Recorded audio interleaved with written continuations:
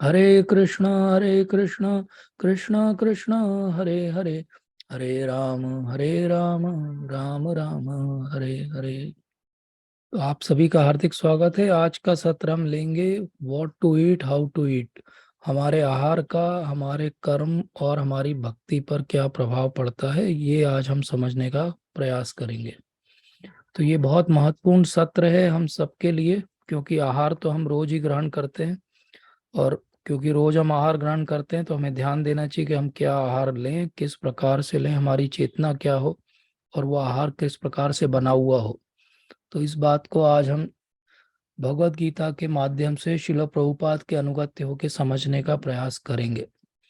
पहला और सबसे महत्वपूर्ण जो तथ्य मैं आपके सामने रखना चाहता हूँ वो ये है कि मैं जो भी आज कहूँगा वो भगवत गीता के आधार पे कहूँगा। जब भी फूड की बात होती है, भोजन की बात होती है, तो हम सबके अपने अपने मेंटल अटैचमेंट होते हैं किसी किसी प्रकार के। मैं आप सबसे केवल ये आग्रह करूंगा कि अगले 1 घंटे के लिए हम अपने सारे मेंटल अटैचमेंट से अलग होके भगवत गीता में भगवान क्या कह रहे हैं उसके आधार पे कृपया समझने का प्रयास करिए। दूसरी बात, ओपन माइंड से मैं जो भी कहूंगा उसको समझने का प्रयास करिए। मैं बहुत साइंटिफिक तरीके से आपके सामने सारे तथ्यों को रखूंगा। और एक और बात कि ये पार्ट 1 है हमारी सीरीज का। पार्ट 2 हम एक लेक्चर और लेंगे। तो इस पार्ट 1 के बाद बहुत से आपको प्रश्न होंगे, लेकिन वो पार्ट 2 में ज्यादातर का आंसर आपको मिलेगा। तो ये सीरीज या सेशन कंप्लीट होगा जब 2 लेक्चर्स हो जाएंगे। तो भगवान भगवत गीता में कहते हैं कि जो भी मुझे परम पुरुषोत्तम भगवान के रूप में जानता है वो ये जानता है कि उसको अब केवल मेरी भक्ति करना चाहिए। और ये बात हम सब भी भगवत गीता पढ़ते पढ़ते यहाँ तक आते आते समझ चुके हैं कि जो भी हम भगवान को परम नियंता के रूप में मान रहे हैं, जान रहे हैं, तो हमें उनकी भक्ति करना चाहिए। तो भगवत गीता से हमें क्या मिलता है? भगवत गीता से हमें एक ज्ञान मिलता है और प्रैक्टिकल नॉलेज मिलता है कि हम कैसे भक्ति में अपने आप को आगे बढ़ाएंगे। तो ये भगवत गीता का एक्चुअली उद्देश्य है। इस उद्देश्य को कभी भूलना नहीं चाहिए। इसीलिए भगवत गीता इस उद्देश्य की पूर्ति के लिए हमें बहुत सारे प्रैक्टिकल सॉल्यूशंस देती है जो रोज के जीवन में हमारे काम आएंगे, और किस प्रकार से हम एक एक सीढ़ी चढ़ते चढ़ते भगवान तक पहुंचेंगे। भगवत गीता किसी को भी ये नहीं कहती कि आपको भगवान नहीं मिल सकते। हर व्यक्ति का अधिकार है, हर आत्मा का अधिकार है कि वो भगवान की सेवा में नियुक्त हो। कुछ हो सकता है अभी भगवान की सेवा से ज्यादा दूर है और कुछ भगवान की सेवा में ज्यादा पास में है, लेकिन हर किसी को अधिकार है कि वो भगवान की सेवा करे। और यही भगवत गीता का मूल उद्देश्य है। इसलिए भगवत गीता किसी को भी ये नहीं कहती कि आप जो है वो नहीं कर सकते भक्ति। और भक्त बनने के बाद अपने आप धीरे धीरे वो सारी क्वालिटीज व्यक्ति के अंदर आती हैं जिससे वो सबका प्रिय और खासकर भगवान का प्रिय बनता है।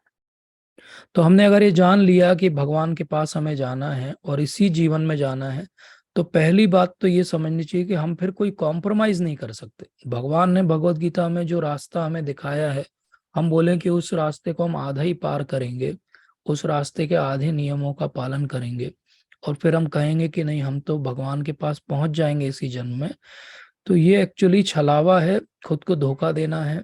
और इसका अर्थ ये हुआ कि हमने या तो भगवत गीता को गंभीरता से समझा नहीं है, या हम अपने जीवन को बहुत गंभीरता से नहीं ले रहे हैं।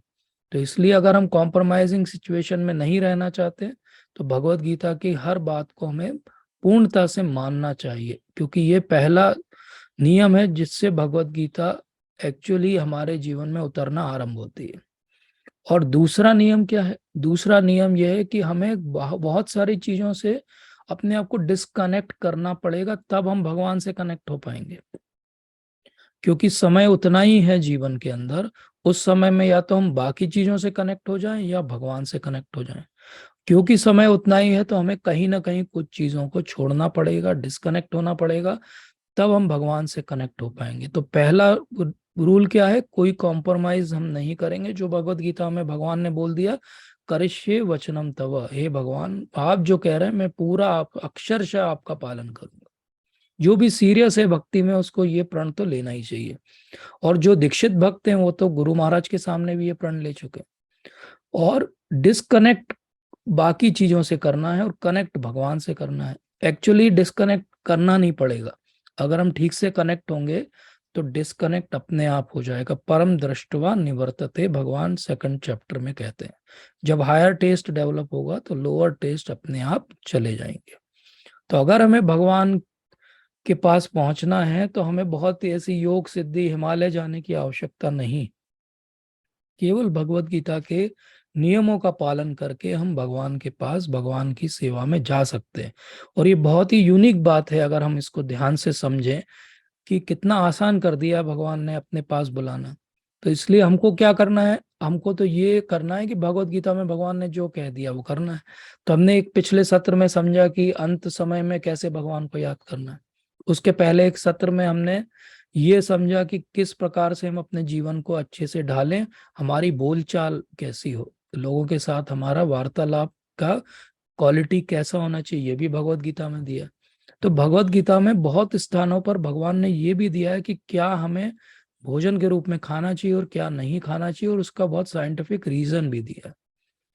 और क्योंकि हम भोजन रोज लेते हैं तो हमें ये बात पता होनी चाहिए कि किस प्रकार से हम इसको लें, ताकि हम भोजन लेते लेते भी भगवान के पास जा सकते हैं और भगवान की चेतना को अपने अंदर एहसास कर सकते हैं।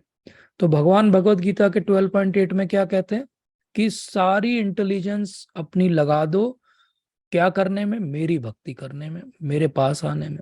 और जब तुम ऐसा कर दोगे तो हमेशा तुम मेरे साथ में ही रहोगे, इसमें कोई डाउट नहीं। तो इवन जब हम भोजन बना रहे हैं, पका रहे हैं, सोच रहे हैं और ग्रहण कर रहे हैं, उस समय भी हमारी चेतना क्या होना चाहिए कि हम पूरी तरीके से भगवान की चेतना में रह के उस कार्य को करें। तो ये कैसे संभव है, इसको आज हम समझेंगे।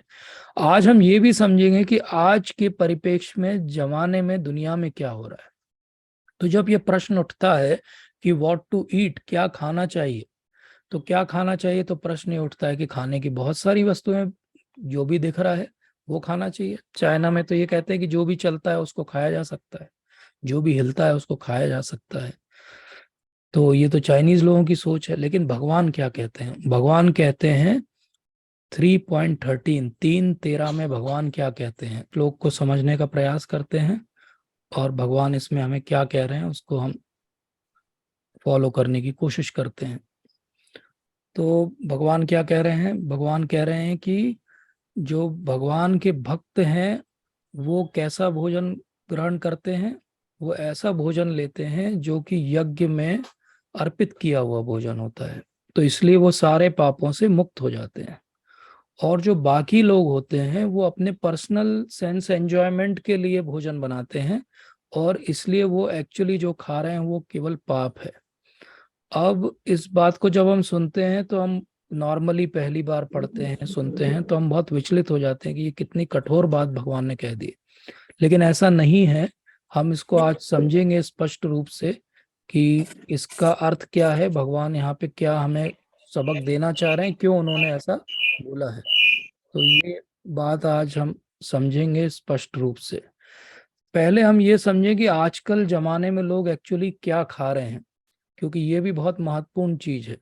तो रियलिटी क्या है लोगों की, रियलिटी क्या है, क्या लोग actually what they are eating and how they are eating, क्योंकि ये बहुत इंपॉर्टेंट है समझना कि क्या एक्चुअली लोगों के द्वारा खाया जा रहा है। तो ये बहुत इंपॉर्टेंट बात को अब हम समझेंगे। तो मैं आपको एक प्रश्न पूछता हूं, कोई भी उत्तर दे सकता है, कि सबसे ज्यादा वेजिटेरियन किस कंट्री में होंगे? कोई उत्तर देना चाहेगा? अब मैंने उसको अनम्यूट एनीवन कर दिया है, तो आप भी सीधे अनम्यूट करके उत्तर दे सकते हैं।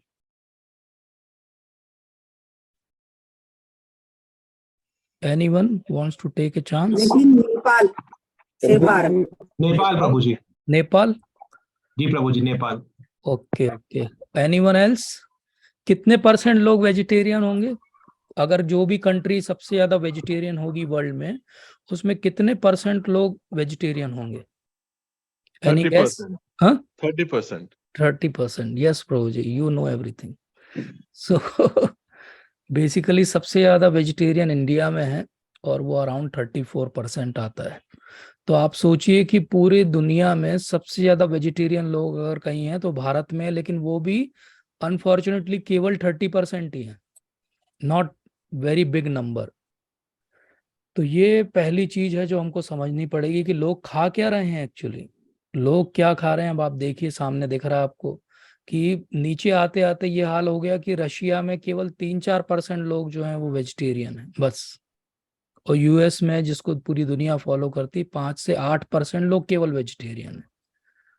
अब हम भारत पे आते हैं, तो भारत को अगर हम देखें तो भारत में भी बड़ा डिवाइड है। अगर हम साउथ इंडिया की तरफ देखें तो केवल 2%, 1% इतने ही लोग वेजिटेरियन बचे हैं। राजस्थान, गुजरात, एमपी में थोड़ा बहुत एरिया, यही लोग बचे हैं जो एक्चुअली वेजिटेरियन है। और ये क्योंकि बड़ी पॉपुलेशन है इसलिए ओवरऑल 35% आ रहा है। तो पहली बात ये समझिए कि ज़्यादा वेजिटेरियन भारत में बचे नहीं हैं। और बहुत जल्दी, और एक आध दो जनरेशन में, ये सिनेरियो जो नीचे रेड दिख रहा है आपको, ये देखिए, तेलंगाना के 98% नॉन वेजिटेरियन लोग हैं। केरला में 97% लोग नॉन वेजिटेरियन हैं। तो हमको जो लगता है कि हम तो सबसे ज्यादा वेजिटेरियन है दुनिया में, तो भी हमारे भारत में इतनी डाइकोटोमी, इतना बड़ा ग्रुप है जो वेजिटेरियन नहीं है। और भारत का जो मीट का एपेटाइट है वो बढ़ता जा रहा है। ये 2000 से 2020 ईयर्स का अगर आप ग्राफ देखोगे तो आप देखिए कि पोल्ट्री का यूज जो है वो पीक पे जाता जा रहा है। तो लोग जो हैं वो over the time meat eater बन रहे हैं। ये स्टैटिस्टिक्स है, ये मेरी बनाई हुई चीज नहीं है, ये गवर्नमेंट की स्टैटिस्टिक्स है, लोगों की रिसर्च की, पब्लिकेशंस की फाइंडिंग है कि what they are eating and how they are eating. और ऐसा क्यों हो रहा है? एक्चुअली हम वेस्ट को फॉलो कर रहे हैं। और वेस्ट में क्या हाल है? जापान में 96% लोग जो हैं वो नॉन वेजिटेरियन है। तो इस प्रकार से हम अगर देखें तो रशिया में, यूएस में, जर्मनी में, हर जगह नॉन वेजिटेरियन नंबर बढ़ते जा रहे हैं। और ये यंगस्टर्स में, जो यंग लोग हैं, जो वर्किंग हैं, जो अभी अभी जॉब में आए हैं, उनमें सबसे ज्यादा कॉमनली मेल फीमेल दोनों में दिखाई दे रहा है कि इनका मीट ईटिंग इंक्रीजिंगली बढ़ता जा रहा है। तो ये नॉन वेजिटेरियंस का नंबर इंक्रीजिंगली बढ़ता जा रहा है। तो रियलिटी ये है कि non vegetarians are actually ruling the world. Non vegetarian लोग दुनिया पे राज कर रहे हैं, वेजिटेरियन लोग नहीं कर रहे हैं। वेजिटेरियन लोग माइनॉरिटी हैं, बहुत कम है। तो कई बार हमारे मन में आता है, अच्छा अमेरिका में हम लोग सुनते रहते हैं बहुत लोग वेजिटेरियन बन रहे हैं, तो वहाँ का भी रियलिटी चेक कर लेते हैं, वहाँ पे क्या हाल है। तो अगर हम देखें अमेरिका का हाल ये है कि जो यंगस्टर्स हैं उनमें 7% लोग कहते हैं कि अपने आप को कि वो वेजिटेरियन है। और जो ओल्डीज हैं उनमें केवल 3%। ऑल्दो ये नंबर धीरे धीरे वहां बढ़ रहा है, लेकिन ये कोई बहुत बढ़ोतरी नहीं है। अगर हम देखें 7% का अर्थ क्या हुआ? 7% का अर्थ हुआ कि मैक्सिमम लोग अभी भी वहाँ नॉन वेजिटेरियन ही हैं।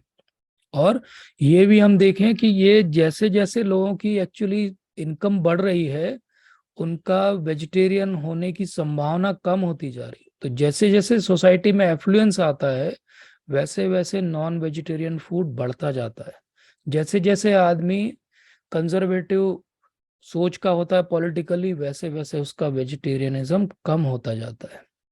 और जैसे जैसे वो लिबरल होता है पॉलिटिकल आइडियोलॉजी में, उसका वेजिटेरियनिज्म बढ़ता जाता है। ये अमेरिका की फाइंडिंग है।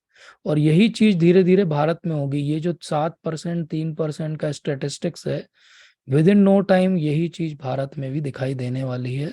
तो वेजिटेरियनिज्म एक तरफ डेवलप इकोनॉमीज में धीरे धीरे, यूरोप, यूनाइटेड स्टेट्स में बढ़ रहा है, लेकिन जो लीडिंग इमर्जिंग इकोनॉमीज हैं जैसे इंडिया है, वहां पे ये कम होता जा रहा है। लोग कुछ वेजिटेरियन हैं इंडिया में, वो रिलीजियस कन्विक्शन के कारण है, कुछ हेल्थ के कारण है, कुछ को लगता है जानवरों का भला होना चाहिए इसलिए हैं, कुछ डरते हैं नॉन वेज में कोई केमिकल ना हो, बीमारी ना हो जाए, इसलिए नहीं खाते हैं।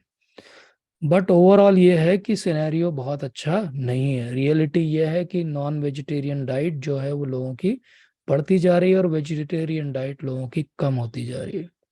और इस कॉन्टेक्स्ट में अब हम भगवत गीता के इस श्लोक के पहले भगवान ने 2 श्लोक बोले, 8वें और 9वें, 13 थर्ड चैप्टर के, उन दोनों को देखते हैं। तो 3.13 के पहले 8 और 9 श्लोक में भगवान ने क्या बोला 8th में भगवान ने बोला कि आपको अपना नियत कर्म करना चाहिए, कोई कर्म ना करने से नियत कर्म करना आवश्यक है, क्योंकि अपने शरीर का निर्वाह भी बिना नियत कर्म किए नहीं हो सकता। और तुरंत उसके बाद कहते हैं कि एक्चुअली नियत कर्म क्या होता है। नियत कर्म होता है विष्णु के लिए यज्ञ के रूप में किया गया कार्य ही नियत कर्म होता है। इसके अलावा जो भी कार्य होता है वो बंधन का कारण बनता है। इसलिए हे कुंती पुत्र, केवल भगवान की संतुष्टि के लिए कार्य करो, बाकी किसी चीज के लिए कार्य मत करो। ये भगवान भगवत गीता में 8th और 9th श्लोक में बता चुके हैं। और इस बैकग्राउंड से अब वो 13 श्लोक को बोल रहे हैं। तो वर्क मतलब हर तरह का कार्य, तो भोजन लेना ग्रहण करना भी एक प्रकार का कार्य हो गया।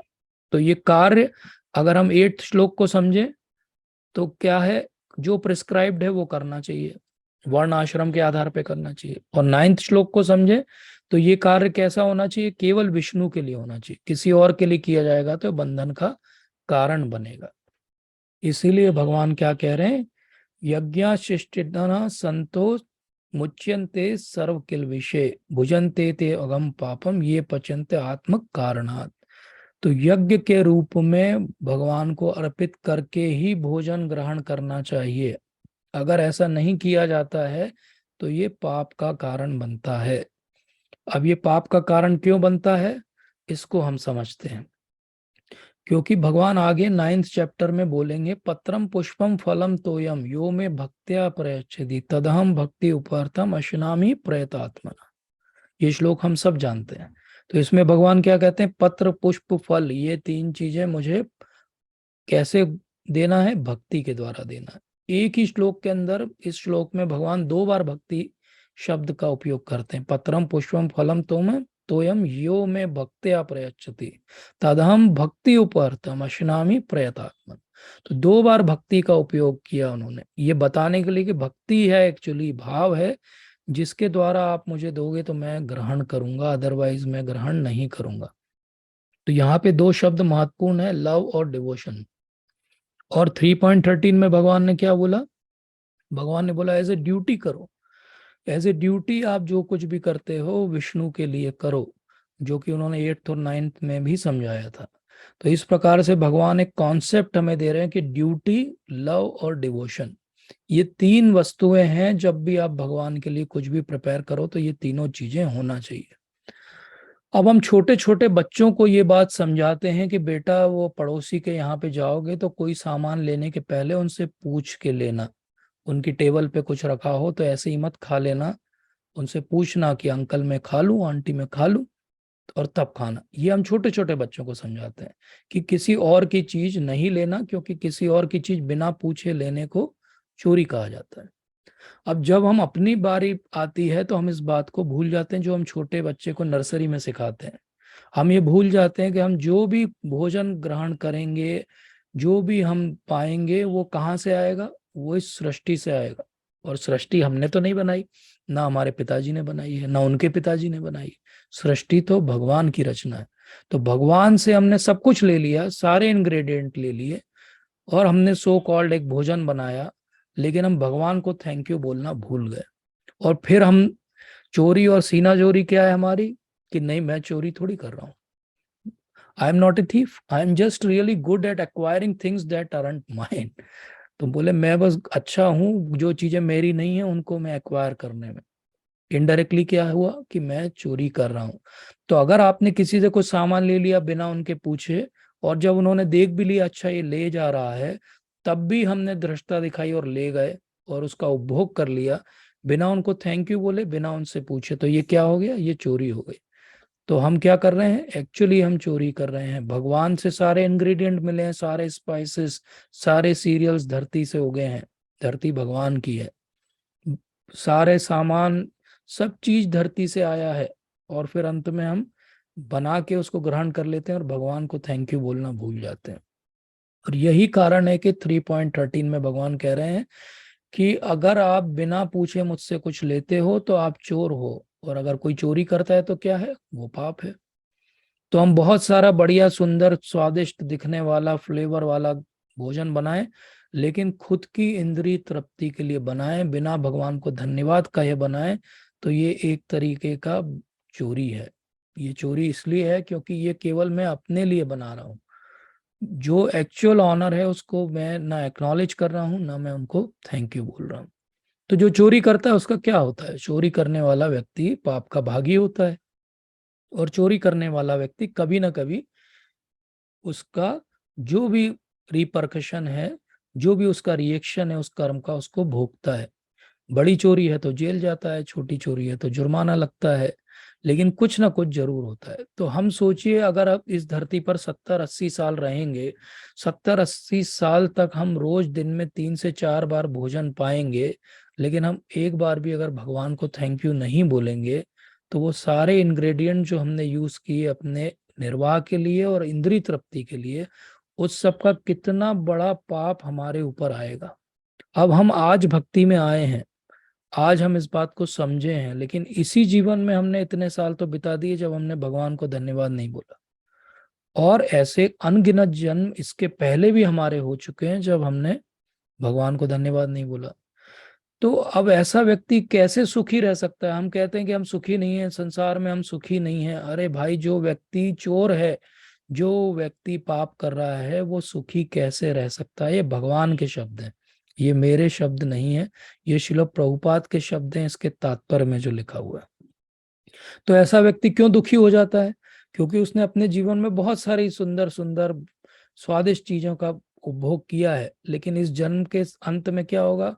वो मृत्यु को प्राप्त होगा। मृत्यु के बाद उसको फिर एक अगला जीवन मिलेगा, और फिर वो यही सब उपभोग करेगा, फिर उसके कारण अगला जीवन मिलेगा। टेक्निकली कभी हम बैठ के सोचें तो हमारा जीवन का कारण ही हमारा भोजन है, हमारे अगले जीवन का कारण भी भोजन है। तो लोग ये तो मानते हैं कि पापी पेट का सवाल है, खाना तो खाना पड़ेगा। बिल्कुल सही बात है, लेकिन यही खाना जो आप खा रहे हो, ये न केवल आपका आज का शरीर बना रहा है, ये साथ साथ में आपका अगले शरीर की रचना भी कर रहा है। तो इमेजिन करिए कि एक कोर जब आप खाते हो तो वो कोर न केवल एनर्जी, एटीपी और ग्लूकोज के रूप में आपके शरीर को मिल रहा है, वो कोर आपका एक अगला शरीर के निर्माण का एक सेल भी है। तो जब हम मृत्यु को प्राप्त होंगे तो हम हमारा अगला शरीर हम खुद ही बना चुके हैं, हमें केवल वहां अपनी आत्मा को ट्रांसफर करना है और कुछ नहीं। तो प्रश्न ये उठता है कि फिर कैसे भोजन लें, कैसे हम खाएं कि हम ये भगवान ने जो समझाया है इसको अपने जीवन में उपयोग में ला सकें। तो पहला रूल जो भगवान समझाते हैं, पहली सीढ़ी जो भगवान समझाते हैं, वो है एक्नॉलेजमेंट। भगवान कहते हैं श्लोक में कि कम से कम ये मानो तो सही कि सारे रॉ मटेरियल मेरे से आ रहे हैं। कम से कम मेरे अस्तित्व को तो मानो। कम से कम ये तो मानो कि आपका रोज का जीवन निर्वाह मेरे कारण हो रहा है। तो पहली स्टेप क्या है? भगवत गीता सिखाती है हमें कि हम भोजन के लिए ग्रेटिट्यूड रखें, थैंकफुल रहें कि हे भगवान, आज आपकी के कारण, आपकी कृपा के कारण मेरी थाली में भोजन आया है, क्योंकि संसार में बहुत सारे लोग हैं जिनकी थाली में आज भोजन नहीं आ पाया। और मैं कई बार सोचता हूँ कि इस मामले में क्रिश्चियंस कम से कम ज्यादा एजुकेटेड हैं हम लोगों से। क्रिश्चियंस रोज लॉर्ड्स प्रेयर में कहते हैं कि O Lord please give us daily our bread. कम से कम वो रोज ये एक्नॉलेज तो करते हैं कि उनकी प्लेट में जो ब्रेड आ रही है वो भगवान के कारण आ रही है। हमारे यहाँ तो ये दकियानूसीपन माना जाता है कि अगर भोजन आया तो उसके सामने अगर हाथ जोड़ दिया तो बोले अरे तुम तो बहुत ही पिछड़े व्यक्ति हो, तुम तो बिल्कुल मॉडर्न नहीं हो, ये क्या हाथ जोड़ रहे हो, ये क्यों थैंक यू बोल रहे हो। लेकिन हर व्यक्ति अगर कभी किसी दिन भूखा रहा हो किसी कारण से, तो वो ये समझेगा कि भोजन का महत्व कितना है और कितना महत्वपूर्ण है कि हमारे पास रोज के खाने के लिए कुछ है। और ये कौन दे रहा है? ये भगवान दे रहे हैं, और कोई नहीं दे रहा है। कितने लोग हैं जो हर घंटे भोजन न मिलने के कारण मृत्यु को प्राप्त हो जाते हैं संसार में। तो पहली बात, भोजन का अपमान मत करिए, एक्नॉलेज करिए भगवान से आया है। और ये बहुत कॉमनली आज आप देखिए, बड़े बड़े बफे, बड़े बड़े जो आयोजन होते हैं, उनमें कितना टनों भोजन जो है वेस्ट कर दिया जाता है, क्योंकि हमारी थैंकफुलनेस का एटीट्यूड खत्म हो चुका है। हमको एक एंटाइटलमेंट आ गया हमारे अंदर कि नहीं ठीक है, पैसा है तो सब कुछ है, पैसा है तो भोजन भी है थाली में। अगर एक बार अन्न धरती उपजाना बंद कर दे तो आपके करोड़ों रुपए आपके अकाउंट में रखे रह जाएंगे, आप उनको खा के अपना एक सेकंड भी जीवन का आगे नहीं बढ़ा सकते। आपको अन्न की आवश्यकता पड़ेगी। जहां सूखा पड़ता है उनसे जाके पूछिए क्या हाल में वो रहते हैं। तो ये एक्नॉलेजमेंट पहली सीढ़ी है कि भोजन मेरी थाली में आया है, हे भगवान I am thankful for it. दूसरी सीढ़ी क्या है? जब हम एक्नॉलेज करते हैं कि हाँ ये भोजन मेरी थाली में आया है, तो ये कुछ इंग्रेडिएंट से बना है, कुछ ये मसालों से बना है, कुछ जो अनाजों से बना है। और वो सब कहाँ से आया है? वो खेत से आया है। उस खेत को किसी व्यक्ति ने जोता होगा, किसी व्यक्ति ने उसके लिए मेहनत की होगी। तो ये कॉन्शियसनेस कुकिंग के समय कि ये सब जो चीज मेरी टेबल पे आज आई है, मेरे किचन में आई है, ये किसी ने बहुत मेहनत की है, पसीना बहाया है अपना, और उसके बाद वो मेरे किचन तक आई है। एक रोटी जो आपकी थाली में आती है उसके लिए किसान को 136 डेज तक मेहनत करनी पड़ती है, तब वो आपकी प्लेट में आती है। और हम क्या करते हैं? भूख नहीं है, छोड़ देते हैं उसको। तो ये कॉन्शियसनेस कुकिंग के समय ये भगवत गीता में सिखाती है कि भगवान ने हमें थाली में अन्न दिया है, तो हम एटीट्यूड ऑफ ग्रेटिट्यूड रखें। हम उस कुकिंग के समय भगवान को ध्यान रखें, भगवान के लिए कुक करें। इसका अर्थ क्या हुआ कि अब मैं भोजन बनाऊंगा तो किसके लिए बनाऊंगा? मैं हमारे जो विग्रह हैं ठाकुर जी, उनके लिए भोजन बनाऊंगा। और जब वो पालेंगे तो उससे जो बचेगा वो मेरे लिए है, और उसको मैं पालूंगा, क्योंकि मैं तो उनका सेवक हूं। अभी हम क्या करते हैं? आज खाने का मूड क्या है? अच्छा ये बना दो। मूड किसका है? मेरा है। भगवान से पूछा आपने? नहीं पूछा। तो इसलिए जैसे एक माँ होती है, माँ मान लीजिए बच्चा छोटा है और उसी पे आश्रित है, तो ऐसा कभी नहीं होता है कि रात की 2 बजे अगर बच्चा रोया तो माँ उठती नहीं है या उसको भोजन नहीं देती है। तो माँ कैसा कार्य कर रही है? उसको प्रेम है, इसलिए वो उसको बोझ नहीं समझती है। वो ये समझती है कि रात की 2 बजे बच्चा मेरे ऊपर आश्रित है, इसलिए मुझे अच्छा भोजन उसको कराना मेरी जिम्मेदारी में आता है। लेकिन वो उसके लिए दुखी होके नहीं करती, वो प्रेम पूर्वक उसको करती है। रात की 2 बजे भी माएँ उठ के बच्चे को स्तनपान कराती हैं या खाना खिलाती हैं। क्यों खिलाती हैं? क्योंकि वो ये समझती हैं, और ये प्रेम से आता है। तो क्या हमारा काम है भगवान के प्रति प्रेम जागृत करना? बिल्कुल है। तो अगर हमारा काम भगवान के प्रति प्रेम जागृत करना है, तो हम भगवान के लिए क्यों नहीं बनाएंगे भोजन? हमारी वो ड्यूटी क्यों नहीं रहेगी? ऑटोमेटिकली जहाँ प्रेम होगा वहाँ ड्यूटी अपने आप आ जाएगी। उसके लिए अलग से कुछ नहीं करना पड़ेगा। तो हमें कभी बोझ नहीं लगेगा भगवान के लिए कुछ भी कार्य करना, क्योंकि हमारा प्रेम है। हम बात बड़ी बड़ी कर सकते हैं, लेकिन क्या सच में हमारा भगवान के लिए प्रेम है? अगर प्रेम होगा तो हम भगवान को अर्पित किए बिना कुछ भी ग्रहण नहीं करेंगे। और यही बात भगवत गीता में इसी श्लोक के तात्पर्य में श्रील प्रभुपाद कहते हैं कि संत कौन होते हैं। तो ब्रह्म संहिता का वो उदाहरण देते हैं और कहते हैं कि संत कौन होते हैं। प्रेमांजन शुरितो भक्ति विलोचनेन संता सदैव हृदयेषु विलोकयन्ति यम श्याम सुंदरम अचिंत्य गुण स्वरूपम गोविंदमादि पुरुषम त्वम महम भजामि। तो संत कौन होते हैं? संत वो होते हैं जिन्होंने अपने आंखों में प्रेम का अंजन लगा रखा है। उनको भगवान की भक्ति के अलावा और भगवान के अलावा कुछ भी नहीं दिखता है। तो ऐसे होते हैं संत। तो जब उनको इतना प्रेम है भगवान से, तो वो भगवान को अर्पित किए बिना कुछ भी ग्रहण नहीं करेंगे। और इसीलिए वो क्या करेंगे? यज्ञ करेंगे। अब वो देश काल परिस्थिति के हिसाब से यज्ञ बदलता जाएगा। श्रील प्रभुपाद इसी तात्पर्य में लिखते हैं कि जो कलयुग के व्यक्ति हैं उनके लिए सबसे अच्छा है संकीर्तन यज्ञ। तो जब भगवान कह रहे हैं कि वो केवल यज्ञ का उच्चिष्ट ही खाते हैं, तो इसका अर्थ क्या हुआ कि वो जो भी भोजन बनाएंगे वो पहले भगवान को अर्पित करेंगे, साथ में संकीर्तन करेंगे। और इस संकीर्तन यज्ञ के बाद भगवान जब ग्रहण कर लेंगे, गुरु महाराज जब ग्रहण कर लेंगे, तब उस भोजन को वो पाएंगे। तो ये क्या हो गया?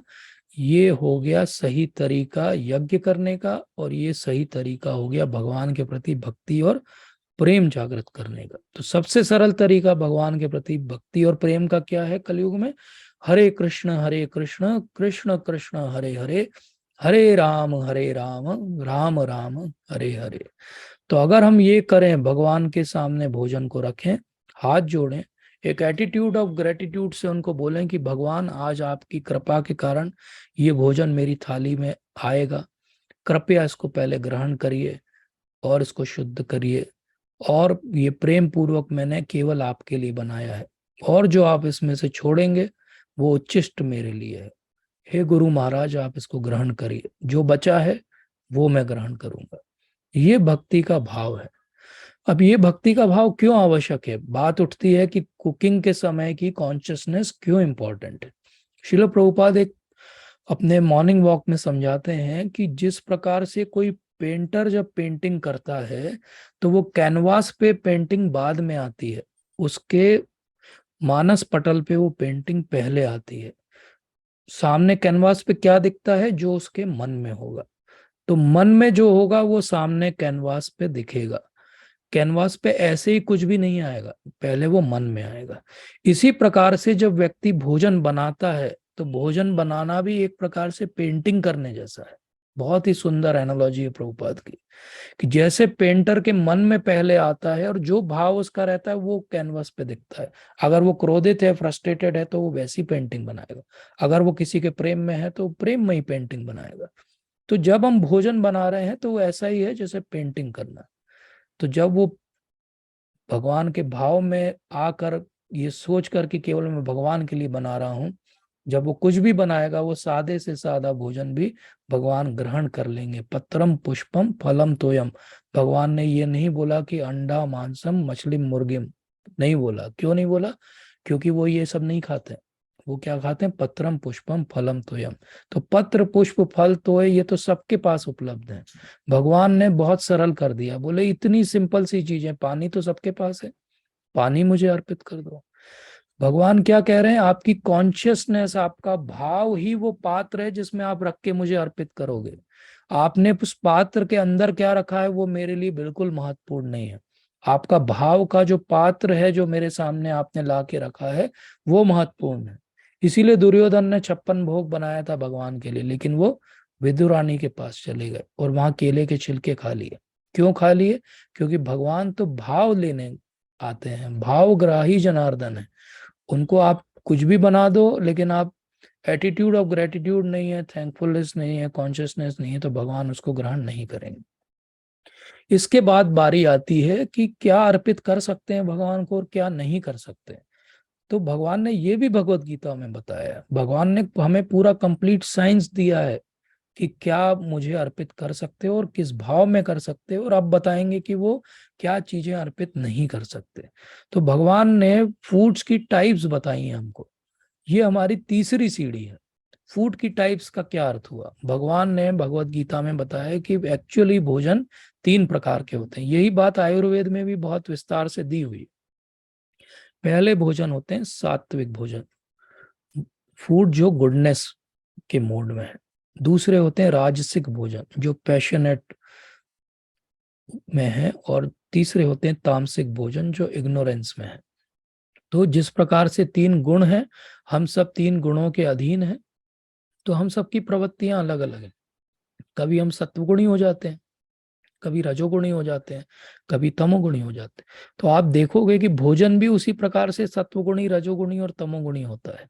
तो जैसे सुबह का समय है वो सत्वगुण का समय है, 9-10 बजे के बाद वाला समय रजोगुण का समय है जब लोग भागते दौड़ते हैं जॉब के लिए, काम के लिए, और रात का समय जो है तमोगुण का समय है। अब हम सब जानते हैं कि सुबह लोग क्या खाते हैं, दोपहर में क्या खाते हैं और रात को क्या खाते हैं। तो जो भी लोग खाते पीते हैं वो भी इन 3 गुणों के अधीन ही होके खा रहे हैं। रात को बैठ के कोई भी हर्बल टी नहीं पिएगा, रात को बैठ के आप सबको पता है लोग क्या पिएंगे।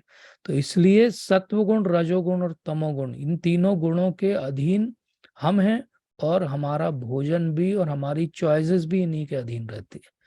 इसीलिए भगवान ने कैटेगोरिकली बताया कि ये 3 गुणों के आधार पे हमने डिवाइड कर दिया भोजन को भी। कुछ सत्व गुणी भोजन है जो सत्व गुण में रहना चाहते हैं, भगवान की भक्ति करना चाहते हैं, मेडिटेशन करना चाहते हैं, मन पे नियंत्रण करना चाहते हैं और आगे बढ़ के शुद्ध सत्व में जाना चाहते हैं, उनको सत्व गुणी भोजन ग्रहण करना चाहिए। जो रजोगुणी प्रवृत्ति वाले हैं जिनको लगता है कि I am the creator of this world, मैं ही दुनिया पूरी बनाऊंगा, मेरे कारण ही दुनिया चलेगी, वो रजोगुणी भोजन प्रेफर करेंगे। और जिनको ये पता ही नहीं है कि क्या करना है क्या नहीं करना है, वो तमोगुण में चले जाएंगे। तो ये सत्व रज तमस, ये तीनों अलग अलग प्रकार के भोजन होते हैं। तो 17वें अध्याय में भगवान समझाते हैं कि सात्विक फूड क्या होता है। बोले जो सात्विक लोग होते हैं उनको सात्विक फूड पसंद आता है। ये सात्विक फूड क्या होता है? ये जीवन आयु को बढ़ाता है, ये हमारा जो अस्तित्व है उसको शुद्ध करता है, ये हमें बल देता है, ये हमारी स्वास्थ्य के लिए अच्छा होता है, ये हमें सुख देता है, संतुष्टि देता है। और ऐसा क्या होता है? जो जूस होते हैं, जो नेचुरल सीजनल फ्रूट्स होते हैं, ये सब चीजें, ग्रेन्स, ये सब चीजें सात्विक फूड होती हैं। तो सबसे पहले भगवान बताते हैं कि सात्विक फूड क्या होता है। सात्विक फूड ये सब चीजें हैं। जो भक्ति में आगे बढ़ना चाहता है उसको ये सात्विक फूड को प्रेफरेंस देना चाहिए। राजसिक फूड क्या होता है? राजसिक फूड होता है जो बहुत ज्यादा कड़वा होता है, बहुत ज्यादा खट्टा होता है, बहुत ज्यादा नमकीन होता है, हॉट होता है, पंजेंट होता है, बर्निंग होता है। जो राजसिक लोग होते हैं उनको ये पसंद आता है, इस तरह का तीखा खाना पसंद आता है। पर ऐसा तीखा खाना क्या करता है? हमें परेशान करता है, हमें तकलीफ में डालता है, बीमारियों को न्योता देता है। हम सब जानते हैं जब भी बहुत तीखा खा लें तो एसिडिटी हो जाती है, स्टमक अपसेट हो जाता है, वॉमिटिंग हो जाती है, प्रॉब्लम्स हो जाती हैं। तो ये रजोगुणी व्यक्ति जो है वो इस प्रकार का भोजन प्रेफर करता है। जो तमोगुणी व्यक्ति है वो कैसा भोजन प्रेफर करता है? जो 3 घंटे से ज्यादा बना हुआ है, पुराना है, सड़ गया है, जिसमें कोई स्वाद नहीं है, ऐसा भोजन तमोगुणी व्यक्ति खाता है। तो ये तमोगुणी व्यक्ति ऐसा भोजन खा के अपने आप को तमोगुण में ही बना के रखता है। अब अगर कोई तमोगुणी व्यक्ति रजोगुण में आना चाहे तो रजोगुणी भोजन खाए, अगर तमोगुणी व्यक्ति सात्विक भोजन खाए तो धीरे धीरे वो सत्व गुण में आ जाए। तो इसीलिए भगवान कहते हैं कि 3 घंटे से पहला बना हुआ भोजन जो टेस्टलेस हो, जो सड़ गया हो, उसको कभी नहीं खाना चाहिए। प्रभुपाद इसमें बहुत स्पष्ट रूप से लिखते हैं कि जो प्रसाद अर्पित किया हुआ भोजन है उसके लिए 3 घंटे वाला नियम नहीं लगता है। तो ये हमें ध्यान रखना चाहिए। लेकिन नॉर्मली 3 घंटे से ज्यादा बना हुआ भोजन नहीं खाना चाहिए। और जब मैंने पहली बार इस श्लोक को पढ़ा तो मैं उस समय एमबीबीएस में था, तो उस समय हमारी माइक्रोबायोलॉजी में बहुत सारा फूड पॉइजनिंग ये सब हम पढ़ रहे थे। And I saw to it कि ये 3 घंटे वाला कॉन्सेप्ट बड़ा अच्छा है। अगर 3 घंटे से ज्यादा पुराना बना हुआ भोजन ना खाया जाए तो 99% हम फूड पॉइजनिंग वाले जितने बैक्टीरियाज हैं उन सब से बच सकते हैं, क्योंकि उनका इसके बाद ही डिवीजन और कंटामिनेशन स्टार्ट होता है। तो अगर 3 घंटे से पहले बने हुए भोजन को ग्रहण किया जाए, जो गर्म हो उसको ग्रहण किया जाए, तो अपने आप हम इस सब से बच सकते हैं। तो हमने देखा कि सत्वगुणी लोगों को सत्वगुणी फूड पसंद है, या जो सत्वगुण में रहना चाहते हैं उनको सत्वगुणी फूड पसंद है। सत्वगुणी फूड क्या करता है? जीवन आयु का वर्धन करता है, संतुष्टि देता है। जो बहुत ज्यादा तीखा कड़वा खट्टा रहता है वो रजोगुणी है, और जो सड़ा हुआ है वो तमोगुणी है। तो तमोगुणी आदमी तो इतना नींद में है, इतने तमोगुण में है कि उसको पता ही नहीं कि वो क्या खा रहा है। इसीलिए जो सत्वगुणी भोजन लेगा वो योगी बनेगा, जो रजोगुणी भोजन लेगा वो भोगी बनेगा, और जो तमोगुणी भोजन लेगा वो रोगी बनेगा। तो अब हमें डिसाइड करना है हमको योगी बनना है, भोगी बनना है कि रोगी बनना है। रोगी बनना है तो तमोगुणी भोजन लीजिए, भोगी बनना है तो अपने आप को राजा जैसा समझिए और भोग करिए, और सच में अगर योगी बनना है, भक्ति योगी बनना है तो सत्वगुणी भोजन लीजिए। तो ये हमने समझा कि फूड की टाइप्स भी होती हैं, फूड की कॉन्शियसनेस भी होती है, कैसे वो बनाया जाता है, फूड का एक्नॉलेजमेंट भी होता है भगवान के प्रति। और फूड से एक्चुअली अगर इस एक एक सीढ़ी चढ़ा जाए तो हम भोजन के द्वारा अपनी चेतना का भी विस्तार कर सकते हैं, हम अपनी चेतना को बढ़ा सकते हैं, हम भगवान के प्रति और माइंडफुल हो सकते हैं, थैंकफुल हो सकते हैं। केवल भोजन के द्वारा हम अपने आप में इतना सुधार कर सकते हैं। जैसे किसी को बहुत क्रोध आता हो, रजोगुणी व्यक्ति हो, किसी को बहुत आलस आता हो, तमोगुणी व्यक्ति हो, केवल एक काम करे, वो आज से तमोगुणी और रजोगुणी भोजन लेना बंद कर दे, केवल भगवान को अर्पित सत्व गुणी शुद्ध सत्व में जाने के लिए प्रसाद का ग्रहण करे, और कुछ ही समय में आप देखेंगे कि उसकी चेतना बदल जाएगी, क्योंकि चेतना काहे से बनती है? हम जो खाते हैं उससे बनती है। छांदोग्य उपनिषद में बहुत सुंदर श्लोक आता है। जब भी आहार की बात हो तो इस श्लोक को याद रखना चाहिए। आहार शुद्धो सत्वः शुद्धि, सत्वः शुद्धो स्मृति ध्रुवा, स्मृति लभ्ये सर्व ग्रंथि नाम विप्रमोक्षः।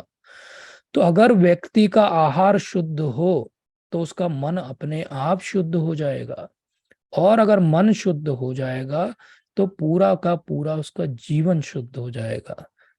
लेकिन मन की शुद्धता भोजन की शुद्धता से आती है। हम कई बार कहते हैं हमारा मन बहुत रेस्टलेस है, ध्यान नहीं लगता, यहाँ वहाँ भटकता रहता है। माला करते हैं तो 10 चीजें और याद आती हैं, भगवान का नाम छोड़ के सब याद आ जाता है। ग्रंथ पढ़ते हैं तो कुछ याद नहीं रहता है, क्योंकि हमारा मन शुद्ध नहीं है। मन कब शुद्ध होगा? जब भोजन शुद्ध होगा। आहार शुद्धो सत्वः शुद्धि, सत्व हमारे एग्जिस्टेंस को शुद्ध करने के लिए आहार को शुद्ध करना पड़ेगा। ये छांदोग्य उपनिषद में है। अगर आप ऐसा नहीं करोगे तो आपकी जो है प्रगति आध्यात्मिक रुकी रहेगी। कई बार हम डाउट करते हैं कि मैं बढ़ क्यों नहीं पा रहा हूं, मुझे 10 साल हो गए, 15 साल हो गए। तो क्या आपने अपने आहार पे ध्यान दिया? क्या आपने उसको नियमित किया? क्या आपने भगवत गीता से भगवान से समझा कि क्या खाना चाहिए और क्या नहीं खाना चाहिए? तो एक कॉन्सेप्ट आता है, ये वेद के अंदर भी है कॉन्सेप्ट, और स्पेसिफिकली आयुर्वेद में भी है, और ध्यान योग के अंदर भी है, कि हमारे अलग अलग कोश होते हैं हमारे शरीर के। तो एक कोश होता है जिसको कहते हैं अन्नमयी कोश। कोश का अर्थ ऐसा समझ लीजिए कवरिंग्स होती हैं। तो अन्नमयी कोश हमारा फिजिकल शीथ है, आउटर कवरिंग है।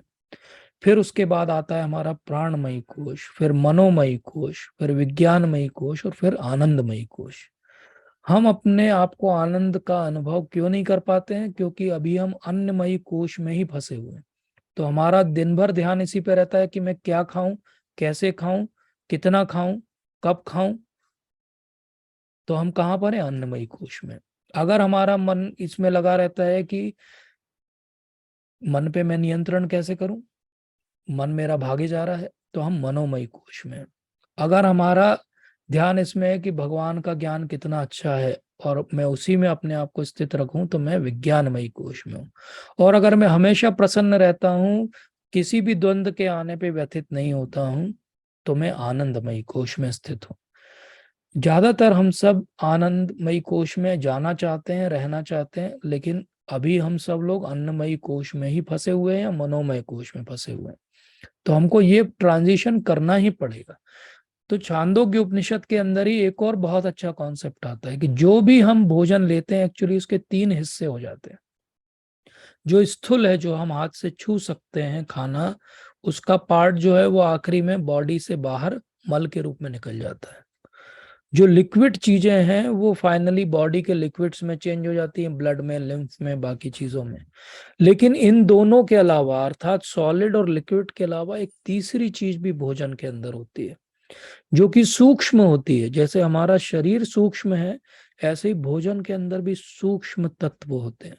और ये सूक्ष्म तत्व हमको आंखों से दिखाई नहीं देते हैं, लेकिन जो भी हम भोजन ले रहे हैं उसका जो सूक्ष्म तत्व हमारे अंदर जा रहा है, वो हमारे ब्रेन को, हमारे माइंड को कल्टीवेट कर रहा है। तो ये बहुत इंपॉर्टेंट कॉन्सेप्ट है समझना। अर्थात हम जो भी खाते हैं उसका एक हिस्सा हमारे माइंड का पोषण करता है, एक हिस्सा हमारी बॉडी का करता है। जो माइंड का करता है वो हमें दिखाई नहीं देता है। अब ये माइंड का जो पोषण करता है, ये तत्व आता कहाँ से? वेद के अंदर बहुत इंपॉर्टेंट एक कॉन्सेप्ट है कि जब भी कोई भोजन पकाने के लिए अग्नि जलाई जाती है, जो व्यक्ति उस अग्नि का प्रज्वलन कर रहा है, जला रहा है, उसकी जो कॉन्शियसनेस है, जैसे ही वो भोजन उस अग्नि पे रखा जाएगा, उसकी कॉन्शियसनेस प्रोजेक्ट हो जाएगी, क्योंकि वो ध्यान दे रहा है, समथिंग लाइक क्वांटम फिजिक्स। तो उसकी कॉन्शियसनेस वहां प्रोजेक्ट हो गई, वही उसका सूक्ष्म हिस्सा बनेगा भोजन का। और जब हम उसको ग्रहण करेंगे तो हम केवल भोजन नहीं खा रहे हैं जो सॉलिड या लिक्विड है, हम उस सामने वाले व्यक्ति की चेतना का एक हिस्सा भी अपने अंदर ले रहे हैं। इसीलिए वेदों के अंदर कॉन्सेप्ट ये नहीं कि आहार मतलब केवल भोजन। आहार का मतलब होता है सारी इंद्रियों से जो भी हम अंदर ग्रहण करते हैं, सारे इनपुट डिवाइसेस से, वो सब आहार है। अर्थात हम आंखों से जो देखते हैं वो आंखों का आहार है, कानों से जो सुनते हैं वो कानों का आहार है, जीभ से जो खाते हैं वो भोजन है। तो ऐसे अलग अलग इंद्रियों से अलग अलग इनपुट्स हम ले रहे हैं, और ये सारे इनपुट हमारे सूक्ष्म शरीर, मन और हमारे बुद्धि और अहंकार तीनों का पोषण करते हैं। इसीलिए नॉर्मली हम देखते हैं कि कोई हमारा परिजन हो, कोई हमारी माता हो, कोई हमारा बुजुर्ग हो जो हमें प्रेम करता हो, वो जब भोजन बनाता है तो उसका असर अलग होता है। जब हम होटल में रेगुलरली खाते हैं तो उसका असर हमारी चेतना पर अलग होता है। इनफैक्ट इस पे एक स्टडी हुई बेंगलोर में, जेल के अंदर वो लोग ब्रेड बनवा रहे थे और उसको पूरे बेंगलोर में भेजा जा रहा था, और सडनली उन्होंने देखा कि क्राइम का ग्राफ बेंगलोर में बढ़ता जा रहा है। और इसका कारण क्या था? क्योंकि ब्रेड कहाँ बन रही थी? जेल में बन रही थी। जेल की बनी हुई ब्रेड में किसकी कॉन्शियसनेस थी? वो सारे क्रिमिनल्स की कॉन्शियसनेस थी। वो कोई खुशी खुशी तो नहीं बना रहे थे, उनको सजाएं मिली थी इसलिए बना रहे थे, और उसका असर लोगों की चेतना पर हो रहा था और क्राइम का रेट बढ़ रहा था। तो फूड के सूक्ष्म पार्ट का हमारी चेतना पे बहुत असर होता है। साइंस अभी धीरे धीरे इस बात को समझेगा, कुछ समय लगेगा, लेकिन साइंस एक बात को तो समझता है, कंप्यूटर साइंस, हमने पहले भी इसकी चर्चा की है, GIGO, garbage in garbage out. कचरा डालोगे कचरा निकलेगा, आहार के रूप में कचरा अंदर डालोगे, चेतना के रूप में कचरा बाहर निकलेगा। गुड इन गुड आउट, अच्छा आहार डालेंगे अच्छा चेतना का विकास होगा, फॉल्टी इनपुट देंगे फॉल्टी आउटपुट जाएगा, या बहुत आपको एफर्ट लगाने पड़ेंगे फॉल्टी इनपुट में भी अच्छा आउटपुट देने के लिए, और आपकी एनर्जी सारी वहीं कंज्यूम हो जाएगी। इसलिए गार्बेज इन गार्बेज आउट, कचरा मत डालिए, कचरा बाहर नहीं आएगा। तो सीढ़ियां क्या है? सबसे पहले भगवान को एटलीस्ट थैंकफुल बोलना सीखिए कि आज मेरे थाली में भोजन है। जो कुक कर रहा है उसकी कॉन्शियसनेस पे ध्यान दीजिए। फूड के टाइप्स को समझिए। सत्व गुण में रहना है तो सत्व गुणी फूड प्रेफर करिए। हम बिल्कुल ये नहीं कह रहे कि बाकी भोजन मत खाइए। अगर आपको सत्व गुण में नहीं रहना, भक्ति में प्रगति नहीं करना, आपको जो खाना है खाइए, कोई फर्क नहीं पड़ता है। लेकिन अगर आपको भगवत गीता के आधार पे जीवन जीना है तो आपको सत्वगुणी फूड को खाना पड़ेगा। और भोजन ये सोच कर लीजिए, ग्रहण करिए, पाइए कि आपको अपनी चेतना का विकास करना है। इसीलिए भगवान फर्स्ट चैप्टर में ही कह देते हैं कि, और प्रभुपाद उसको पहले ही समझा देते हैं अपने तात्पर्य में, कि जो कुछ भगवान को अर्पित किया गया है उससे जो उच्चिष्ट है उसको ग्रहण करना, मतलब सारे पापों से अपने आप को मुक्त करना है। तो सारे पापों से मुक्त करने का सबसे आसान तरीका क्या है? भगवान को ही अर्पित किया जाए। भगवान को जब अर्पित करते हैं तो हम सारे पाप से छूट जाते हैं। और अगर हम भगवान को अर्पित किए बिना अपने एंजॉयमेंट के लिए खाते हैं तो हम केवल पाप के भागी बनते हैं। तो 3:13 में भगवान ने 2 कॉन्ट्रास्ट दिखाए। एक कॉन्ट्रास्ट दिखाया वो भक्त जो भगवान को अर्पित करके ग्रहण करते हैं, और अगली लाइन में कॉन्ट्रास्ट दिखाया वो जो केवल पाप के भागी बन रहे हैं। तो हमारे चेतना का विकास हमारे भोजन के आधार पर होगा, इस बात को समझना है। अब ठीक है, हमने समझ लिया कि हमारी चेतना का विकास हमारे भोजन के आधार पे होगा, तो हमने बहुत सारा भगवान को अर्पित कर दिया। रोज हम 56 भोग चढ़ाते हैं और खूब खाते हैं, तो क्या है भगवान इसको अलाउ करते हैं? तो अब हम भगवान से ही पूछते हैं। तो भगवान 6 चैप्टर में हमें बताएंगे कि अगर आपको योगी बनना है तो न ज्यादा खाइए न कम खाइए, न ज्यादा सोइए न कम सोइए। योगी बनने के लिए आपको बैलेंस करना पड़ेगा। और बैलेंस क्या करना पड़ेगा? युक्त आहार विहारस्य युक्त चेष्टस्य कर्मसु युक्त स्वप्नाबोधस्य योगो भवति दुःखः। तो जो रेगुलेटेड रहेगा व्यक्ति, युक्त आहार में रेगुलेटेड रहेगा, विहार में रेगुलेटेड रहेगा, स्लीपिंग, रिक्रिएशन, वर्क सब में रेगुलेटेड रहेगा, वो ही योगी है अर्जुन। वो नहीं जो इसमें रेगुलेटेड नहीं है। तो आहार में हमें रेगुलेट होना पड़ेगा। तो अब हम भोजन में रेगुलेट भी हो गए, अब हमको क्या खाना चाहिए? तो इसको भी भगवान 9.27 में समझा देते हैं कि यत करोषि यद अश्नाशी यद जुहोषि ददासी यत तपस्यसि कौन्तेय तत् कुरुष्व मद अर्पणम। हे अर्जुन, जो कुछ भी करो, जो कुछ भी खाओ, जो कुछ भी ऑफर करो, जो कुछ भी दान करो, जो कुछ भी तप करो, एज ए ऑफरिंग करो। तो यहाँ फिर भगवान कहते हैं कि जो कुछ भी खाओ कैसे करो? मुझे ऑफर करके खाओ, मेरे लिए भोजन ग्रहण करो। तो मैं भोजन क्यों ग्रहण करूं? मैं इसलिए भोजन ग्रहण करूं क्योंकि ये भगवान ने इसको ग्रहण किया है। मैं भोजन इसलिए ग्रहण करूं क्योंकि ये मेरी चेतना का विकास करेगा। मैं भोजन इसलिए ग्रहण करूं कि इससे जो मुझे ऊर्जा मिले उससे मैं भगवान की सेवा में अपने आप को नियुक्त कर पाऊं। मैं केवल इसलिए भोजन ग्रहण करूं। इनफैक्ट भगवान तो इससे भी एक एक्सट्रीम चले जाते हैं कि अच्छा तुम भोजन ग्रहण भी कर लो और अगर पेट में चला जाए और भोजन और ना पचे तो क्या होगा? तो भगवान ही अग्नि के रूप में अंदर आते हैं और उन्हीं के द्वारा हमारी पाचन क्रिया भी चलती है। ये आयुर्वेद का भी कॉन्सेप्ट है। तो भगवान क्या कहते हैं? I M fire of digestion in the body of all the living entities. जितने लोग हैं उनका भोजन पचाने का कार्य भी कौन कर रहा है? मैं स्वयं कर रहा हूं। तो भोजन भी कौन प्रदान कर रहा है? भगवान प्रदान कर रहे हैं। पचा भी कौन रहे हैं? भगवान कर रहे हैं। लेकिन बीच में हम भगवान को थैंक यू बोलना भूल जाते हैं। तो अब उन सब लोगों का क्या होगा जो तामसिक या राजसिक भोजन खाएंगे? तो ये लॉ ऑफ नेचर एक पुस्तक है, श्रील प्रभुपाद ने ये पेंटिंग बनवाई थी। इसमें बहुत स्पष्ट रूप से वो दिखाते हैं कि जो फॉरबिडन चीजें खाएंगे, तामसिक और राजसिक भोजन को ज्यादा ग्रहण करेंगे या उसी उसी को ग्रहण करेंगे तो अंत में उनका क्या होगा। तो ये एक यूएस एनिमल किल क्लॉक है। इस साल यूएस के अंदर कितने जानवर स्वाद के लिए मारे गए? तो इसको अगर अपन पढ़ें तो कितना आता है? ये 44 अरब जो है वो एनिमल्स इस साल यूएस में मारे गए केवल भोजन के लिए। उसमें से 8.8 बिलियन चिकन्स थे। आपको पता है दुनिया की पॉपुलेशन कितनी है? 8 बिलियन। तो मतलब हर व्यक्ति पे एक चिकन मारा गया। 8 बिलियन तो केवल चिकन इस साल मारे गए। हर साल लगभग इतने ही मारे जाते हैं। अभी क्रिसमस आ रहा है तो टर्कीज मरेंगे बेचारे। फिर कोई फेस्टिवल आएगा तो पिग्स मरेंगे। शिप, डक, कैटल तो रोज ही मरते हैं। तो ये स्थिति है। स्लॉटर हाउस ये फोटो में दिखा नहीं सकता हूँ, ये तो केवल पेंटिंग है। लेकिन ये पेंटिंग इतनी बेभत्स है कि हम देख नहीं पाएंगे भक्त लोग। लेकिन पॉल मैककार्टनी ये जॉर्ज हैरिसन के फ्रेंड थे बीटल्स ग्रुप के, और उन्होंने बहुत सेलिब्रेटेड लाइन बोली कि अगर स्लॉटर हाउसेस जो कत्ल खाने हैं उनकी अगर कांच की दीवारें होती ना तो हर आदमी वेजिटेरियन बन जाता। एक्चुअली बात क्या है? कत्ल खाने शहर से दूर है। किसी ने देखा नहीं कि कैसे मरा जानवर, उसको पैक करके यहाँ ले आया गया और आपने जब उसको खरीदा लिया तो आपने तो एक टुकड़े के रूप में लिया। तो लोग कई बार एक्सक्यूज देते हैं कि हमने थोड़ी मारा, किसी और ने मारा, क्या फर्क पड़ता है? लेकिन ऐसा नहीं है। इस सब के जो इकोलॉजिकल इल इफेक्ट हो रहे हैं, आपको पता है कि हर सेकंड 2 एकड़ जमीन के पेड़ काटे जा रहे हैं ताकि वहां पे चरागाह बनाया जा सके, ताकि वहां उन जानवरों को पाला जा सके जिनको बाद में काटना है। क्या आपको पता है कि 67% जो क्रॉप यूएस में होता है वो केवल गायों को खिलाने के लिए पैदा किया जा रहा है? आदमी तो केवल 27% अनाज को खा रहे हैं। गायें 67% अनाज को खा के क्या होने वाली हैं? उनका कत्ल होने वाला है।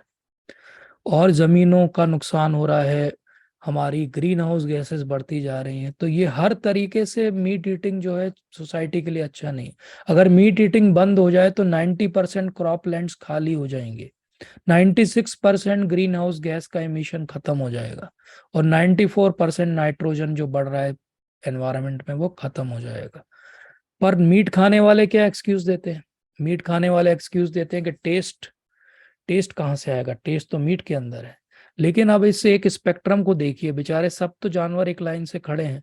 मुझे बड़ी अजीब सी बात लगती है कि कोई व्यक्ति सड़क पे जो आवारा बेचारा कुत्ता घूम रहा है उसको दूध पिलाता है, बिस्किट खिलाता है उसको, और फिर डाइनिंग टेबल पे आके वो चिकन खाता है। तो ये मिसप्लेस कंपैशन क्यों है? क्यों हम ये लाइन खींच देते हैं कि ये जानवर हमारे दया के भागी हैं और इसके आगे वाले जानवर को हम मार के खा सकते हैं? What is the logic behind it? तो टेस्ट का एक्सक्यूज, मेरे 2-5 मिनट के टेस्ट के लिए क्या मैं किसी की जान ले लूंगा? दया की भावना कहाँ गई मेरी? दूसरा एक्सक्यूज देते हैं प्रोटीन। ये तो बहुत ही लेम एक्सक्यूज है। एक्चुअली एनिमल प्रोटीन हार्मफुल है, ये बहुत सारे स्टडीज में प्रूव हो चुका है। जितनी ज्यादा मात्रा में एनिमल के अंदर प्रोटीन है उतने प्रोटीन की हमारे शरीर को आवश्यकता ही नहीं है। WHO तक इस बात को मान चुका है। और पीटर बरवॉश एक बहुत बड़े लेखक हैं और उनकी एक बुक है, उसमें वो लिखते हैं कि एक्चुअली जो वेजिटेरियन ओरिजिन का प्रोटीन है वो ज़्यादा आसानी से शरीर में एब्जॉर्ब होता है, तो क्यों हम एनिमल प्रोटीन के पीछे भागते हैं। प्लांट प्रोटीन हमारे स्ट्रोक के रिस्क को कम करता है, हमारे ओवरऑल मॉर्टेलिटी को रिस्क को कम करता है, और एनिमल प्रोटीन ये दोनों चीजें बढ़ाता है, तो क्यों एनिमल प्रोटीन हम खाना चाहते हैं। कई लोग ये भी एक्सक्यूज देते हैं, मुझे किसी ने एक एक्सक्यूज दिया कि अरे हम नहीं खाएंगे तो जानवर बहुत बढ़ जाएंगे। मैंने उनको बोला आप जिन जानवरों को खा रहे हो वो स्पेशली आपके लिए पैदा किए जा रहे हैं फॉर्म्स में, आप नहीं खाओगे आपकी डिमांड खत्म हो जाएगी, वहां से अपने आप सप्लाई खत्म हो जाएगी। पोल्ट्री फार्म्स के अंदर अगर आप किसी दिन जाके देखो तो जिस अमानवीय अजानवरी तरीके से उनको रखा जाता है एक एक पास पास में, तो you can't see it also. आपके भी पोल्ट्री फार्म के आसपास से निकलो हाईवेज में, कितनी बदबू आती रहती, सोचिए। तो इस तरीके से तो उनको ग्रो किया जा रहा है। तो ये सब एक्सक्यूजेस अननेसेसरी हैं। एक्चुअली जीभ का जो टेस्ट है और लत जो है नॉन वेज खाने की वो लोगों की छूटती नहीं है, और ये जानते हुए भी कि जिस जानवर को आज आप मार के खा रहे हो या आपके कारण कोई मार रहा है, वो जानवर अगले जन्म में आपको मारेगा, और ये बहुत ही बुरी बात है। इसीलिए भगवान 14:14 में बहुत क्लियर बोलते हैं कि जो सत्व गुणों में मरेंगे वो प्योर माइंड से मरेंगे और वो मेरे पास आ जाएंगे या सिद्धों लोगों के लोक में जाएंगे, और इसके अलावा जो भी मरेंगे वो या तो इसी धरती पे वापस जन्म ले लेंगे या फिर वो नर्क के भागी बनेंगे। तो जो मोड ऑफ पैशन में मरेंगे वो सकाम कर्मी बनते रहेंगे जीवन के बाद। तो जो तमोगुण में मरेंगे वो जानवरों के रूप में जन्म लेंगे। तो जिन्होंने जानवर खाए हैं, तमोगुणी काम किया है, वो अगले जन्म में खुद जानवर बनेंगे और उनको कोई खाएगा। और ये जो कंपैशन है, आज कोई कसाई हो जो रोज जानवरों को मारता हो या कोई नॉन वेजिटेरियन खाना खाने वाला व्यक्ति हो जो रोज जानवर खाता हो, उसको क्रोध में आके किसी के 10 15 20 टुकड़े करने में कोई टाइम नहीं लगेगा। अभी हमने रिसेंटली पिछले 1 2 महीने में 2 3 इंसिडेंट्स ऐसे देख लिए। क्यों ऐसा हो रहा है? क्योंकि क्रोध में उसकी तो रोज आदत है गला काटने की, मांस काटने की, तो वो आदमी को भी कुछ नहीं समझता है, उसके भी 15 20 टुकड़े, तो उसके पास चाकू भी है, खरीदेगा। लेकिन वो ये भूल जाता है कि आज जिसके आप टुकड़े कर रहे हो वो तैयार हो रहा है उसका बॉडी, और वो अगली बार आपके टुकड़े करेगा और फिर आपका क्या हाल होगा। तो ये सारा जो भोजन है तमोगुणी रजोगुणी, ये हमें बांध देता है बुरी तरीके से और हम इससे बाहर नहीं निकल पाते। एडिक्शन है ये बहुत बुरा। जबकि बहुत सारे साइंटिफिक एविडेंस हैं जो ये प्रूव करते हैं कि हमको ये भोजन खाने की जरूरत नहीं है। एनाटॉमी अर्थात शरीर की संरचना के आधार पे, फिजियोलॉजी फंक्शन के आधार पे या हमारी मानसिकता के आधार पे हम ये बहुत आसानी से समझ सकते हैं कि हम एक्चुअली नॉनवेज खाने के लिए नहीं बने। क्योंकि पहली चीज, जिसको भी नॉनवेज खाना है अगर उसको ये नियम बना दिया जाए कि जाओ आप ही को जानवर पकड़ना पड़ेगा, आप ही को उस जानवर को मारना पड़ेगा और आप ही को उसको काट पीट के खाना पड़ेगा, तो 99% जो सो कॉल्ड नॉन वेजिटेरियन है वो अपने आप वेजिटेरियन बन जाएंगे, क्योंकि आपको एक जानवर पकड़ में भी नहीं आएगा, वो आपसे तेज भागता है। और अगर हम एनाटॉमी के आधार पे देखें तो हमारी जो आंतें हैं वो बिल्कुल एक हर्बीवोर एनिमल जैसी है, जो कि बॉडी की लेंथ की 9 टाइम्स होना चाहिए।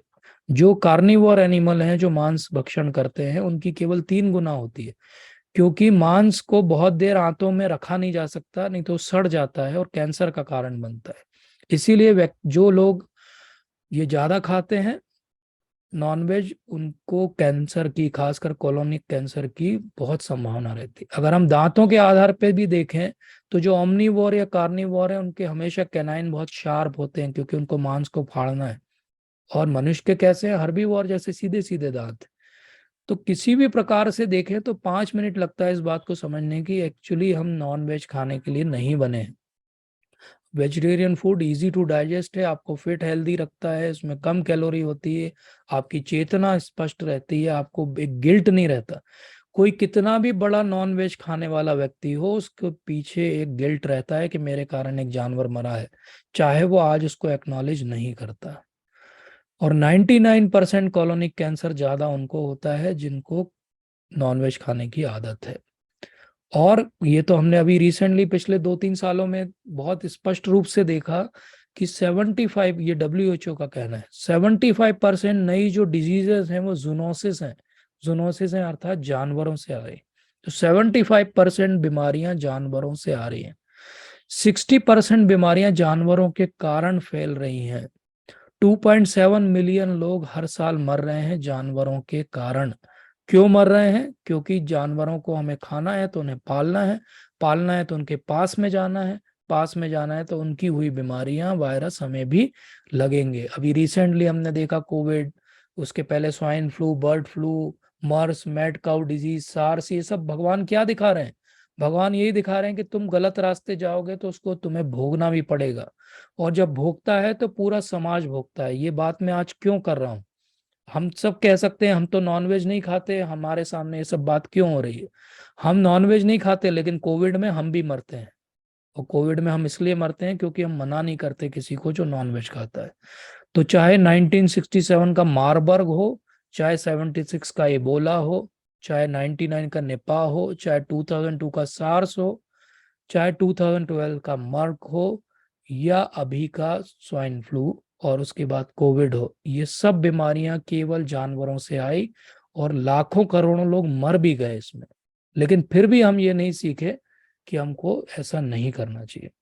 चैतन्य चरितामृत में बहुत स्पष्ट रूप से कहा गया कि गो अंगे या तलोमा तथा सहस्र वत्सरा गोवधि रौरव मध्य पचे निरंतर। जो गाय का वध करेगा, गाय के जितने बाल होते हैं उतने एक एक बाल के लिए 1,000 साल तक उसको रौरव नामक बहुत ही भयंकर नरक में तला जाएगा। तो अगर गाय के वध के हम साक्षी भी हो गए तो हम पे ये पाप चढ़ गया।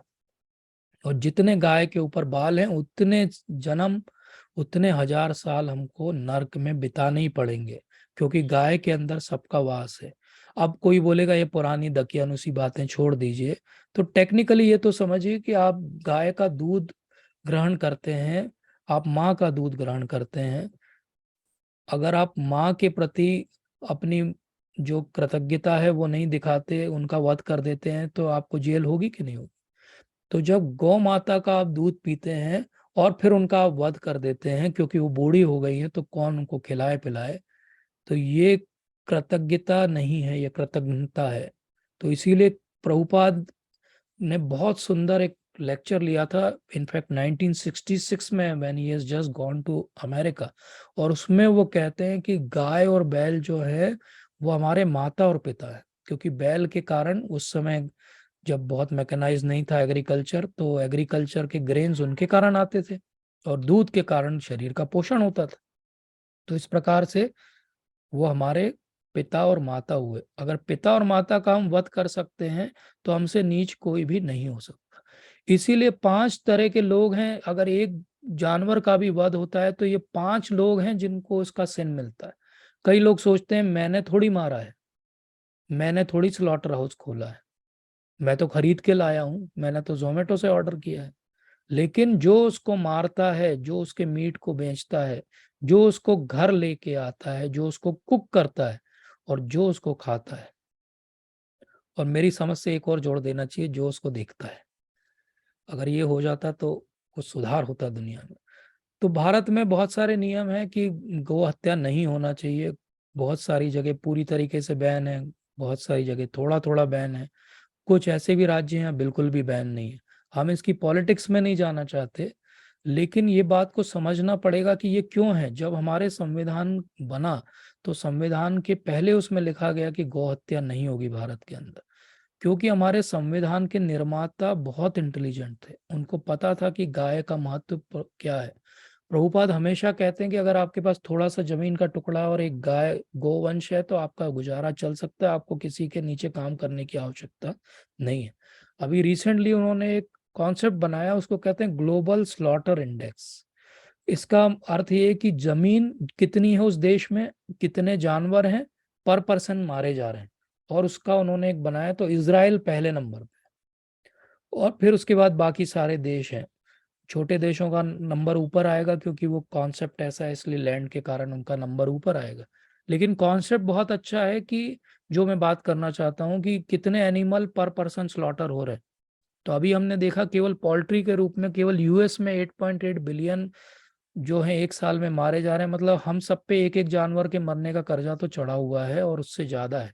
एक एवरेज अमेरिकन यूएस सिटीजन जो पूरे अपने जीवन काल में अगर मांस खाता है तो 7,000 जानवर उसके कारण मारे जाते हैं।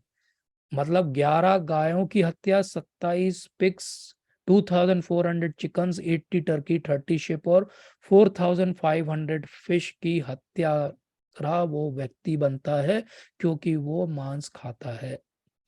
तो सोचिए अब ये एक जन्म अगर आपने यूएस में ले लिया और यूएस के एक अमेरिकन ड्रीम के हिसाब से जीवन बिता लिया, तो इसको कैलकुलेट करिए कि 7,000 एनिमल और उनका कितना पाप और कितने सालों तक नरक का वास। इसलिए वेज और नॉन वेज में बहुत इजी है चॉइस, सिंपल है, वेजिटेरियन होना चाहिए।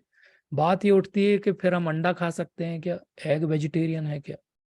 एग को अगर आप कभी लाइट डाल के देखेंगे तो आपको अंदर एक एम्ब्रियो दिखेगा जो डेवलप हो रहा है। तो ये तो अगर आप नहीं खाया जाएगा तो इसमें से एक चूजा निकलेगा।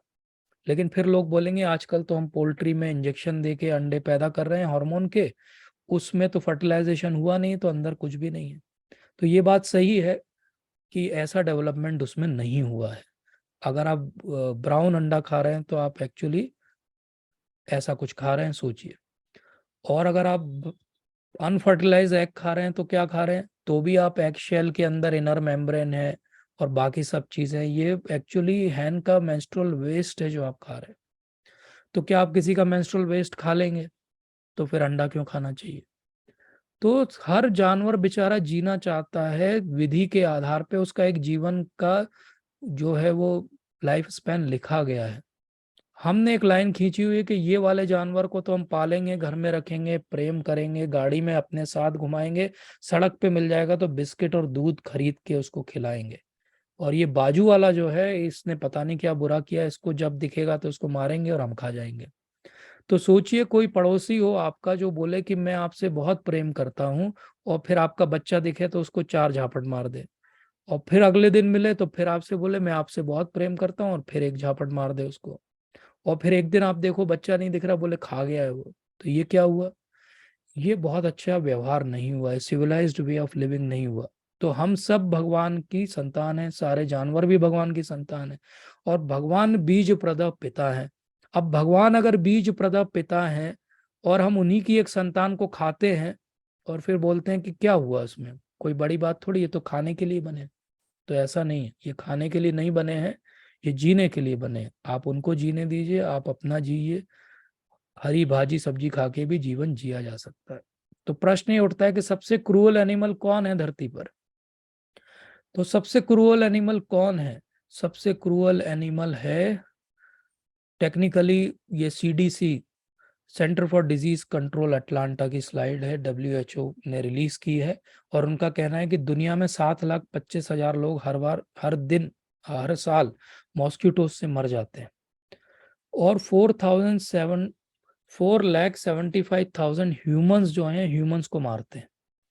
तो मॉस्किटो के बाद भी हम वैसे भी सबसे डेडलीस्ट एनिमल हैं धरती पर। लेकिन अगर हम इसमें सारे जानवर जिनको हम मार रहे हैं, अगर जानवर अपनी एक लिस्ट रिलीज करें तो वो लिस्ट कैसी होगी? डेडलीस्ट एनिमल धरती पर कौन है?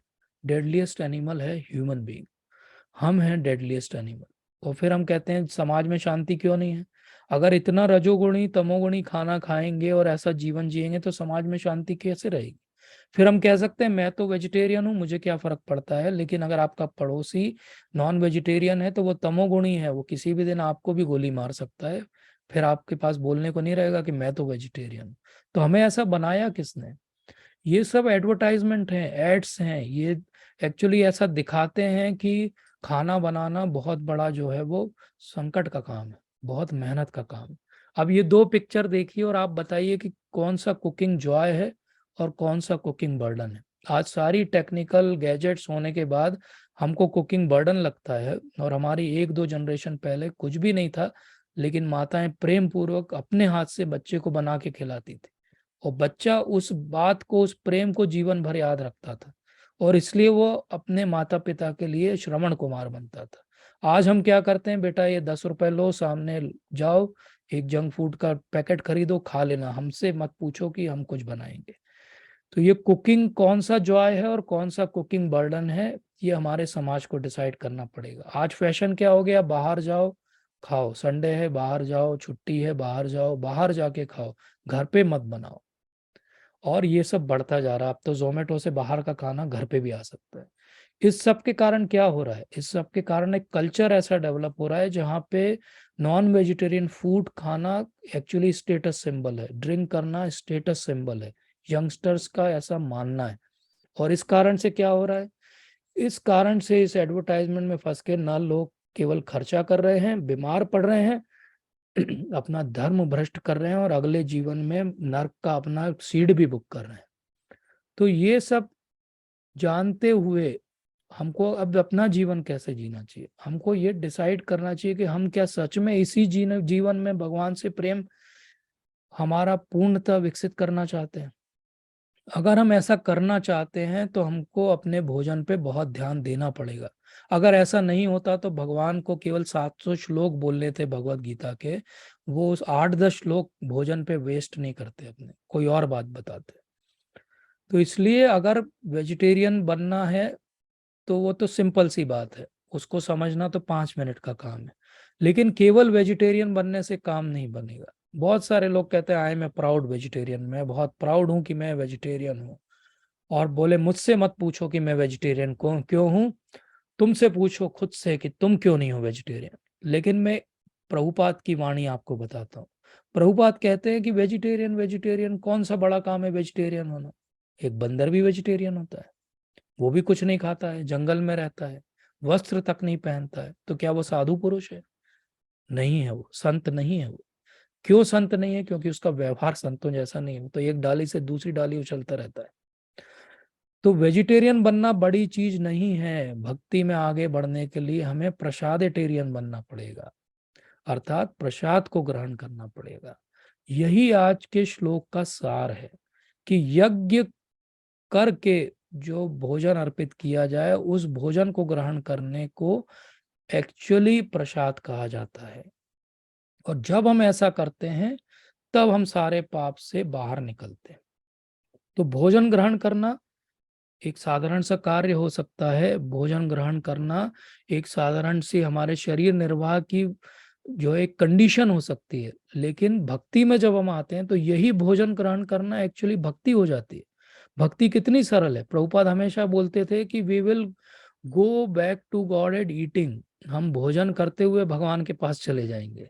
इतना सरल है, केवल भगवान को अर्पित किया हुआ भोजन प्रसाद पाएंगे, उसी से हमारी भक्ति बढ़ जाएगी। और भगवान तो और उसको सरल कर देते हैं। भगवान भगवत गीता में कहते हैं कि मैं क्या हूं, मैं जल का स्वाद हूं। तो I am taste of water 7.8, अर्थात जब आप पानी भी पीते हो तो आप भगवान को याद कर सकते हो कि ये देखो, ये जो मैं पानी पी रहा हूँ ना, इसके अंदर जो स्वाद है वो भगवान है।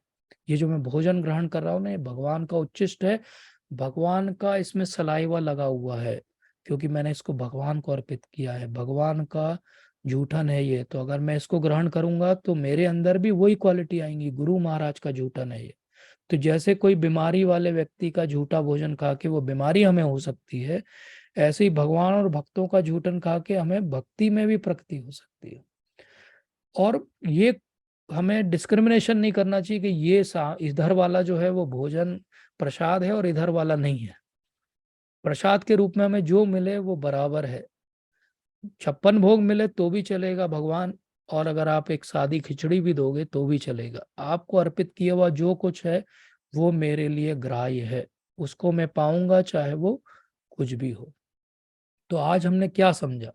आज हमने सोच समझा कि रियलिटी दुनिया की यह है कि कुछ भी खाओ, जो भी घूमता फिरता चलता दिखता है उस सबको खा के देखो, एक्सपेरिमेंट करो लाइफ में। उसके बाद की रियलिटी लोगों की है कि नहीं, वेज भी खाओ नॉन वेज भी खाओ, जिन्होंने एटलीस्ट ये डिमार्केशन किया। उसके ऊपर लोग आए जिन्होंने बोला केवल वेजिटेरियन खाओ। लेकिन उसके ऊपर है कि वेजिटेरियन खाओ लेकिन भगवान को अर्पित करके खाओ। और उसके बाद आया कि भोग खाओ, जो भगवान ने एक्सेप्ट कर लिया हो उसको ग्रहण करो। और ये समझना क्यों जरूरी है, कुछ भी खाओ विकर्म है, हमको फंसाता जाएगा। कुछ भी खाओ का अर्थ हो गया कि हम रजोगुणी तमोगुणी भोजन खाएंगे जो हमें और फंसाएगा।